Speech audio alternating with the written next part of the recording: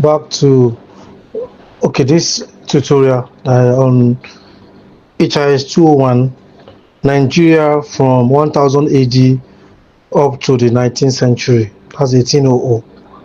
So going by the course outline, what I'm saying is antiquity of human habitation in place that became known as Nigeria from the late Stone Age period.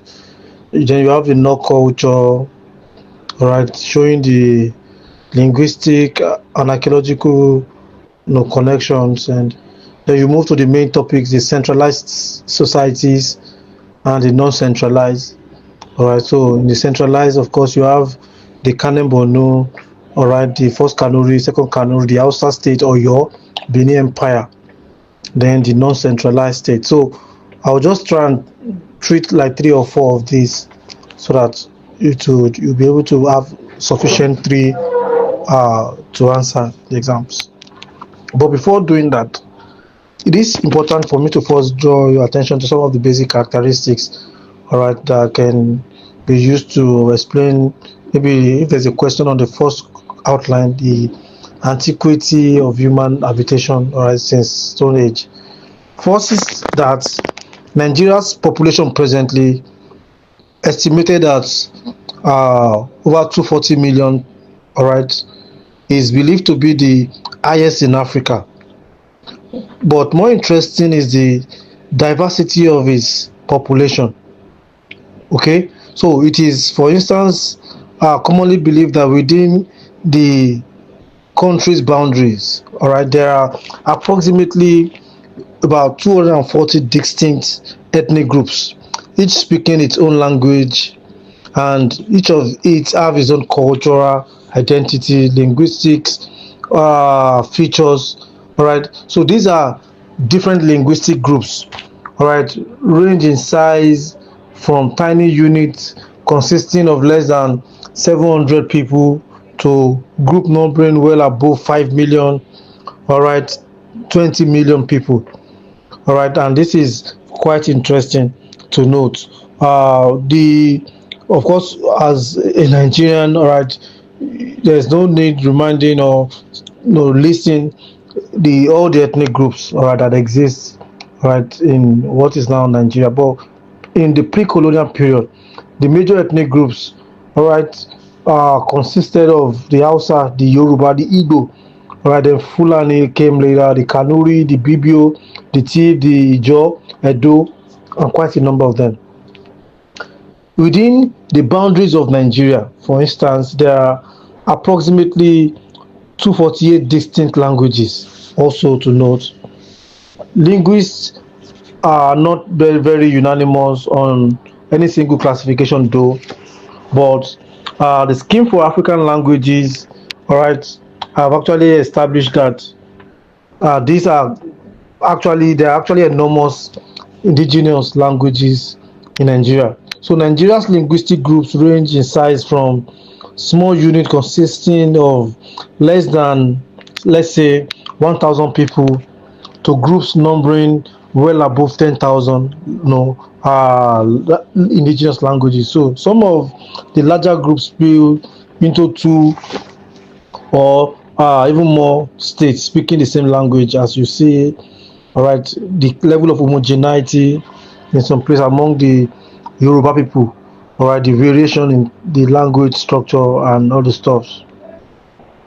The Yoruba, for instance, you could see a sizable number of them inhabiting the present day southwest Nigeria, and some even extending to places as Benin Republic and all the stuffs. All right, so the Hausa too are widely distributed throughout the northern states of what is now Nigeria, but they attain their greatest importance, all right, in Kano, Kaduna, and Sokoto state. These were, pre-colonial entities which, could, which are traceable to the pre-colonial period. Of course, the Fulani-speaking people who also spread throughout the northern Nigeria, had their root. There are people who came from different parts of West Africa, especially from the upper Nile to the Senegal, to the Guinea, all right, areas and all the stuffs. So what I'm trying to say, the Kanuri, or the Kanuri inhabited, they are localized in the Chad Basin. The Nupe are partially localized in the Niger River Valley and all of this. So the Yoruba are found in the southwestern I've mentioned, Oyo, Ogun, Ondo, Lagos, Bende, and all of these characteristics. While you have the Edo in the old kingdom of Benin, which are the principal group in the Bende during the colonial period, post-colonial period, and all of this. The Ijaw are also divided almost evenly between the rivers and the Bende states. All right, Delta, and given their geographical location, they were among the first Nigerian groups to feel the impact of westernization, basically through their contact with European traders in the from the 15th century, if you like. Then the Igbo themselves also constitute almost 100% of the indigenous population of Imo, Anambra, all right, and other places. They are also found in substantial number in Bende and River State, and so the BBO, for instance, of Akwa Ibom State constitute also the second uh, to the Igbo, all right, in terms of in that region, the largest group, all right, in the former Eastern region, and this is a marked differentiation between there is a marked differentiation rather between the BBO and the FIC and all of this. So just to know whet your appetite with this uh, historicity basically, so that we can know when we're talking about Nigeria from. So just go to the aspect of the Nok culture basically, and I move from there. Look at the Nok culture, right? But before defining, going to what Nok culture is about, I'll first take a few minutes, talk about the word culture. What is culture? So the word culture again is used to describe, in this context, a people's way of life. All right, that is to say, culture includes the people's language, their political and social organizations, their beliefs and religion, their literature, their arts. Okay, so culture also includes all the material things which the people produce and also use, and their means of obtaining food and raw materials. And these materials sometimes covers houses, weapons, tools, utensils, clothing, craft, ornaments, and etc. However, it is not for every period of Nigerian history uh, that we have information on every aspect of the people's culture.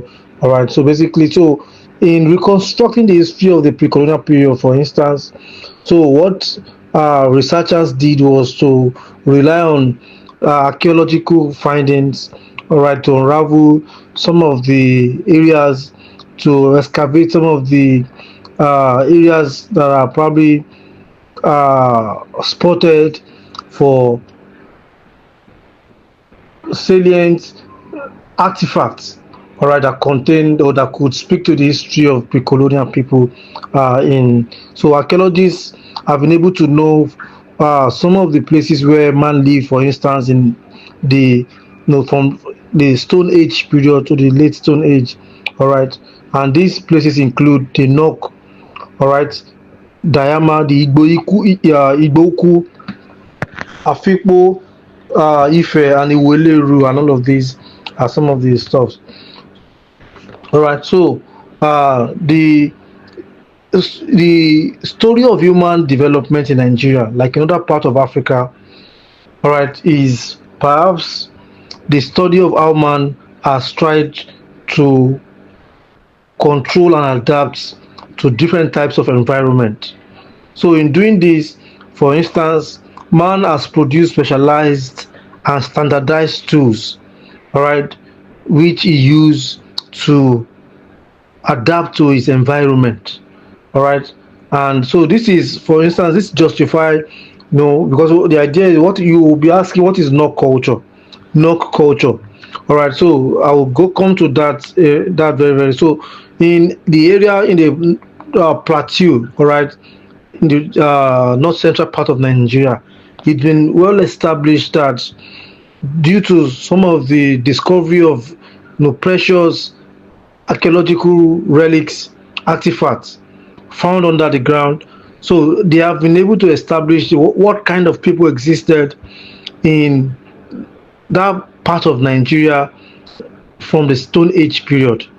All right, so the Nok culture, all right, explains or details the level of civilization of people who lived in that north area that became known as the Nok, all right, area from the Stone Age period. So the key thing before we can go deeply into the issue of Nok is for you to understand that the development of human society from the Stone Age period, that is Paleolithic age, up to the Mesolithic age, that is the Bronze Age and Iron Age, accounts no explicitly for the organization of human society. So historians, in trying to trace the history of human civilization, often resort to these categories, this periodization, all right, to be able to know, okay, which period did the Nok culture, some of the things found embedded in the under the ground in the area known as Nok, what period did they fall into? When were they established? When the people who probably were buried in those areas lived, and all of this. So before I move, then I will just let me just give you a hint about the categories, the Stone Age and the Iron Age, so I can because there's no you want to talk about the Nok culture and all of that without mentioning or understanding what these categories all about, the Stone Age, the Bronze Age, Iron Age, and all of that. Okay, so the early Stone Age was said to have lasted from about 2 million years ago BC, all right, to about 35,000 BC. Although we have not found evidence of the physical remains of early man in Nigeria during this period, right? But at Olduvai Gorge in Tanzania, for instance, archaeologists have discovered evidence of how man lived during this period. So this culture and others similar to it have therefore been called the Oduwan culture. So in Nigeria, similar tools of the Oduwan culture have also been found at different places. Belly on No River, Taraba in Borno State. These are pebble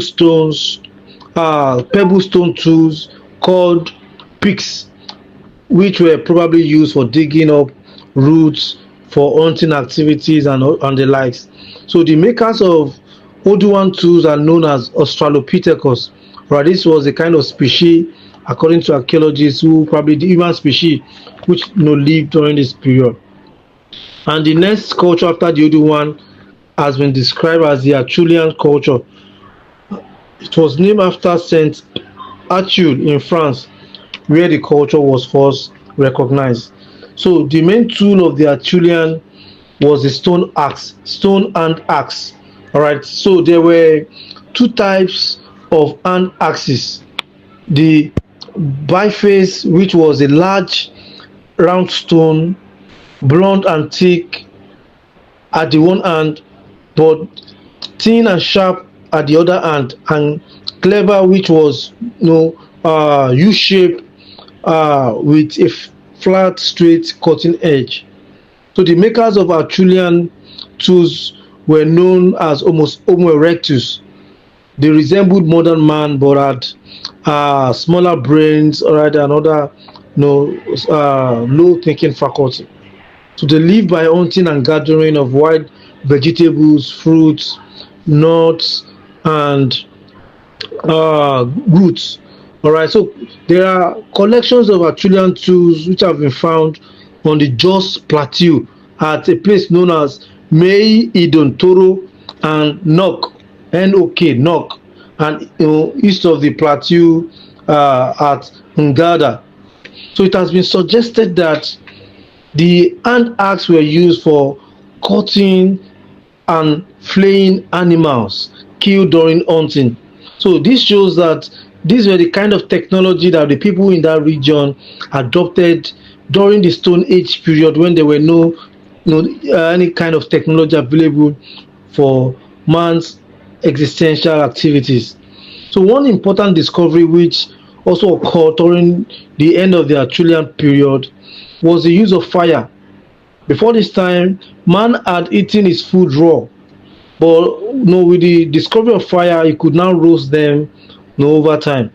So another culture of the early Stone Age was the Sangoan culture, named after the Shango Bay of the Lake Victoria in Victoria Land. But that is not basically our interest, basically in this particular discussion. What is important for us is to understand the transformation of human society from the Stone Age, the Bronze Age, and the Iron Age, Paleolithic, Mesolithic, and Neolithic.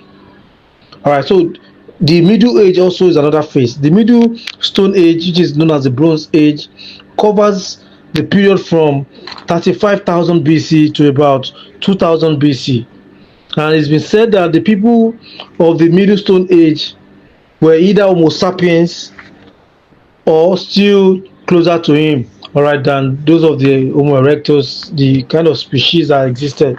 So this category of species use smaller and better furnished tools made from stone flakes or blades. And some of the tools were small hand axes, but others were reduced to points and probably attached to wood and used as spears or knife. So that means that compared to the species who lived during the Stone Age period, Australopithecus, these, all right, Homo sapiens, were able to modify some of the tools, all right, into sharp objects, flakes, blades, knives, or which revolutionized perhaps their agricultural and hunting activities. So the spear must have made it possible, for instance, for them to attack and kill more dangerous animal from a distance. And it was during this period that it was regarded that man was still a hunter and gatherer during the Middle Stone Age, especially as regards to North Just Plateau, the area known as the Nok. Then you talk about the Late Stone Age, which lasted from about 15,000 BC to about 500 BC when iron was introduced. So during the earlier part of this period, man was able to produce and use ground or polished stone axe, for his own activities. So he was able to produce stuffs like chisels, scrapers with little point known as microliths. All right, and all of these help to shape both agricultural activities, fighting and hunting. So the people also they also knew how to make pottery, and the presence of grinding stone, ground stone axe, and pots also indicate that they practice agriculture and prepare cereals such as guinea corn, all right, based on some of the objects discovered, all right, in several parts of this area. All right, so this explains the nature of civilization, but agriculture is key, all right, from all of this to the lives of the people of that region. And then this then takes you to the coming of the Iron Age itself, which is the Neolithic era. So the introduction of iron technology to Nigeria, for instance, has been a matter of debate among historians and archaeologists. Some of them say that iron technology was first discovered in Asia Minor, from where it spread to Egypt and Carthage, that's to Tunisia. But the technology was then learned by different people. But what is more important, the earliest evidence of iron smelting in Nigeria was found at Taruga near Abuja, where the use of iron had been dated to about 500 BC. All right, so subsequently, more evidence of iron technology was found at Nok, the main Nok culture we're talking about, in southern area of Kaduna State, all right, at Kasinala and Wamba. So, however, Evidence of iron technology has also been found in other places in Nigeria. This included Diama in Borno State, present Borno State, Yelwa in Sokoto State, and Nsukka in Anambra State. So, like agriculture, iron technology brought about significant changes in people's lives. Okay, so iron tools and weapons were more effective than stone, all right, especially than wooden ones in the agricultural productivity. So with iron tools, man could clear the forest, till the ground, and also plant his crop more easily compared to the Stone Age period. So, however, iron weapon made war and more destructive activities possible, causing loss of more lives and property. So, since then, man has continued to rely on iron for various existential pursuits. And this takes me now to the main issue, the knock culture. All right, so let's look at the knock. 1936, at a small village known as Nok near Kafancha in southern area of Kaduna State today, tin miner who were using water to remove tin tin ore from the soil found terracotta, that is burnt clay. All right, they've also found head of a monkey, all right, on while digging. Some years later also, more terracotta were discovered in other places such as Wamba, Jema, and Katsina. So this area where these terracotta figurines were found is called Nok culture today. Nok culture. So the civilization known as Nok culture has been seen as a transitional culture between the Stone Age and the Iron Age in Nigeria because of the presence of a combination of stone and iron objects.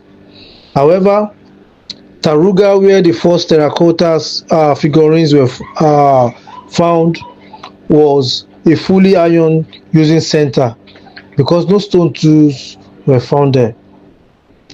Nok culture existed between the 5th and the 2nd century BC, and it belongs to people who had a lot of things in common and who had a well organized economy.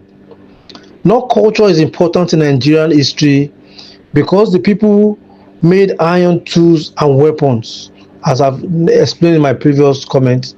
So apart from the iron smelting furnaces and the terracotta sculptures of animals and human figurines found in the area, they also smelted tin. They also smelted tin because tin beads were found also in some of the sites, and some of the people also made pottery. All right, so it has even been suggested that if a axe, all right, appears to be an offshoot of the Nok culture because of the resemblance in the terracotta head which they produce. So some would even argue that many other cultures north and south of the river Niger developed from the Nok culture. All right, but this has not been well proven. So Nok art has been described as a kind of geometric and rigid terracotta figure. So it has been said that Jeba, for instance, who today live in the Nok area, all right, still use the hairstyle found in the Nok terracotta heads. I'll snap that head for you. Is on my in my office on the picture to explain the Nok culture. So the Nok culture is also important because it has helped push back the antiquity of Nigerian history by showing that Nigerians produce and use iron tools and weapons as early as 500 BC. And this is a very, very significant or important factor in this explanation about the Nok culture. There is also the Ife, all right, but I think that is not listed in the outline. There is the Benin. Okay, so I'll just stop. I'll go to the other issues now. Nigeria before 19th century. So look at the few, maybe one or two centralized and one or two non-centralized. All right. So uh, starting with Kanem Borno, the Kanem to the Borno Empire. So this is known as the Kanuri Empire in most also Kanem Borno Kanuri. So the Kanuri were the founders of the first and second Kanem Borno Empire. All right, the empires. The first empire, Kanem, existed east of Lake Chad in the present Chad Republic, while the second empire, Borno, existed west of the Lake Chad in what is now part of Nigeria.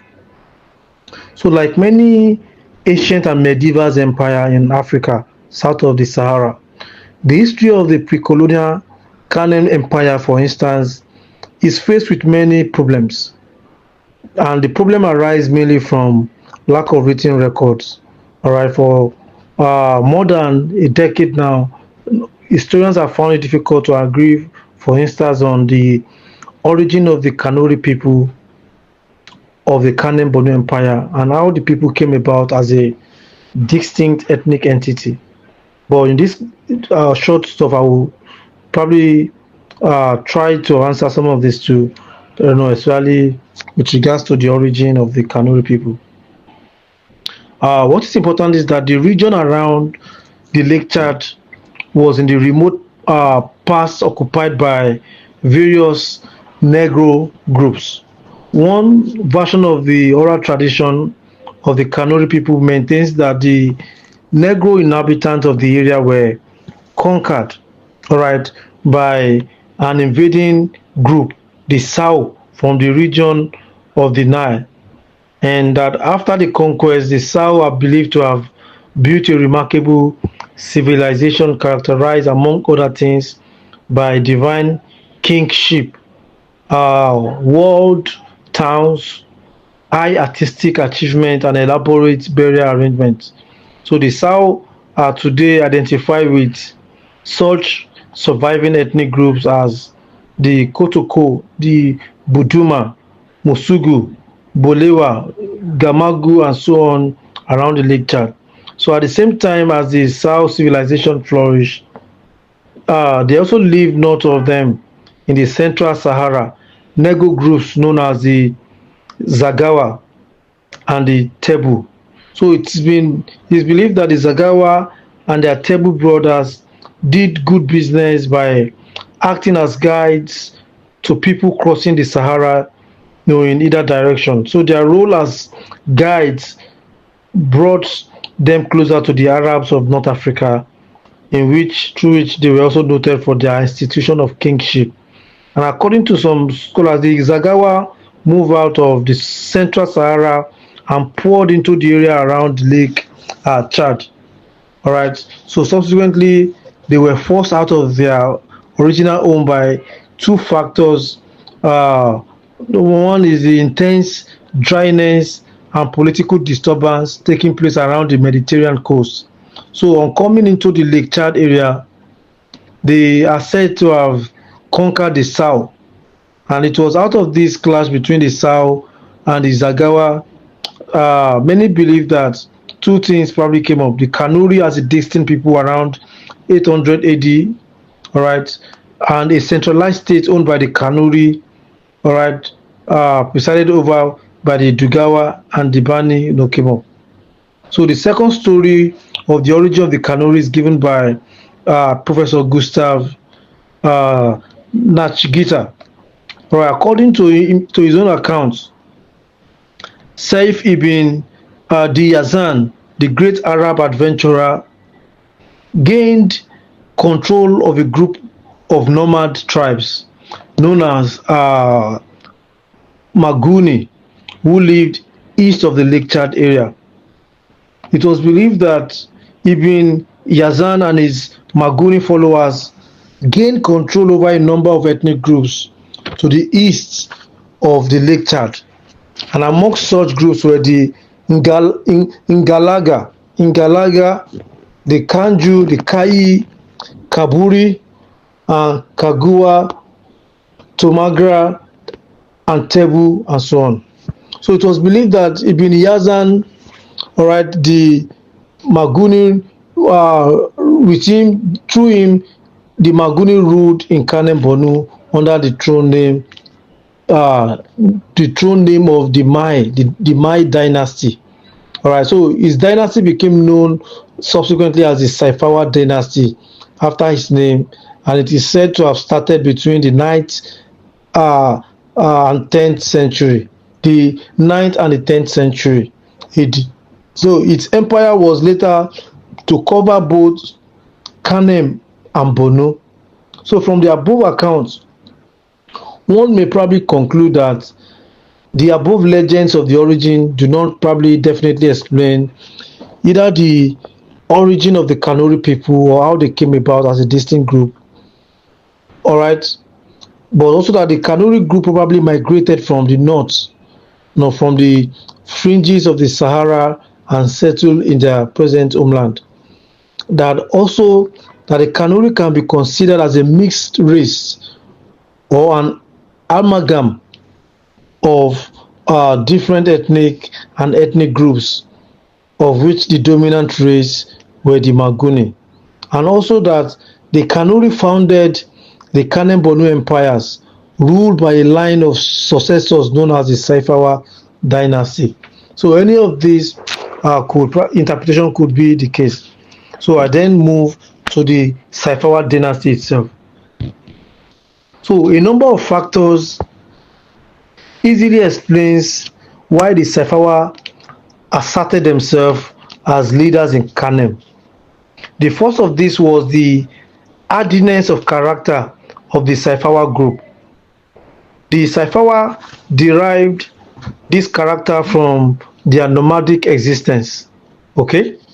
The second factor which helped the Saifawa to lead other groups in Kanem was the military superiority of the Maguni themselves, who formed an important part of the Saifawa. The Maguni military exploits probably were based on the use of cavalry. All right, for instance, they got horses from Bal Ghazal area, which has remained important for horses breeding into the modern period. So the same military competence in part also explains the rise of Kanem. Thirdly is the fact that the gains made through military conquests were consolidated through a clear, well-planned system of marriage.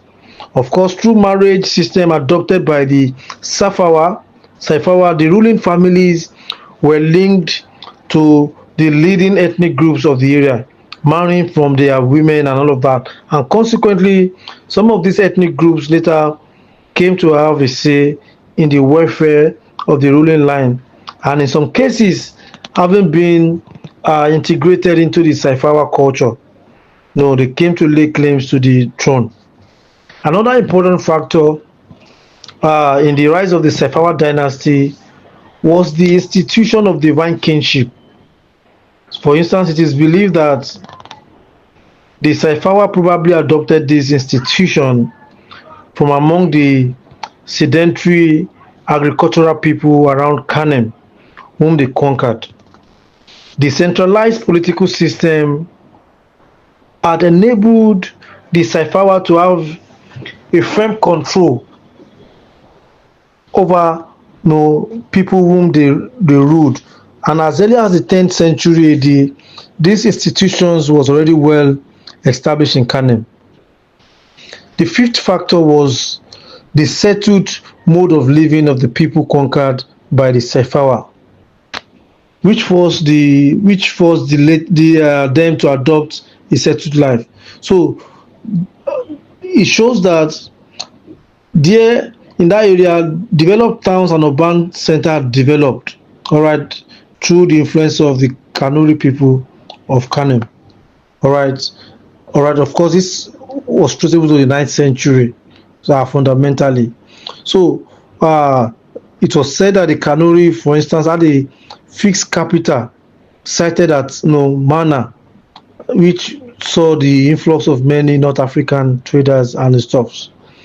So there is also an important factor which helped the Saifawa to become leaders in Kanem, which was the economic prosperity of the area. Kanem was situated at the important southern terminus of the ancient Trans-Saharan trade route, and this route is said to have reached Kanem through Bilman in Kawari and Zawila in the Fizan route from Tripoli. All right. So the caravans who plied these routes carried many clothes on their southward journey, and they also carried slaves and leather on their journey from the south to the north. So the wealth which the Saifawa derived from the control of this trade contributed greatly to their success in consolidating their rule around Kanem. And finally is the Islamic religion, which appears to have helped the Saifawa to assert themselves as leaders in Kanem. This religion, Islam particularly, penetrated into Kanem about 666 AD. All right, it was quite early, so it was quite an early place to receive the presence of Islam.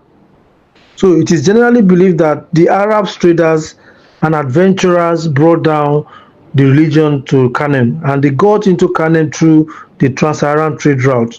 So by the 11th century AD, it is believed that the fourth Saifawa king had been converted to Islam. So the conversion helped to strengthen the position of the Saifawa dynasty by investing them with a new superiority or privilege of taking or undertaking pilgrimages, and this brought them into closer touch with the ulama of the towns who administered the various arms of the imperial government. So this is very, very important in your understanding of the Kanuri Empire. So let me just talk about the rise and expansion of the first Kanuri Empire. The process or stages by which the Kanuri Empire came into limelight by the 19th century are not very much clear. But basically, it is important that from the 11th century, a little more information of the empire had become so available. So the first Saifawa king, Mai Ume, was first converted to Islam in the 10th century. And by this time, the Kanuri state had achieved more stable existence and established its capital at Njimi. So when introduced, Islam strengthened the monarchy and its political system. And after the introduction of Islam, the empire embarked on the work of consolidation and expansion. So Islam played a pivotal role in the growth of this empire. So in this process, my Dunama Dibalemi, right, is also said to have played a leading role. All right, for instance, in terms of building a remarkable and enviable army, which constituted a major bastion of the strength of the state. All right, so he is reputed to have had under his command about 100,000 horses and horsemen and many more fighting men. So the process of expansion and consolidation continued in the 12th century fundamentally, and at this time, the Mai had incorporated into the Kanuri state various groups of people who had earlier lived an independent existence.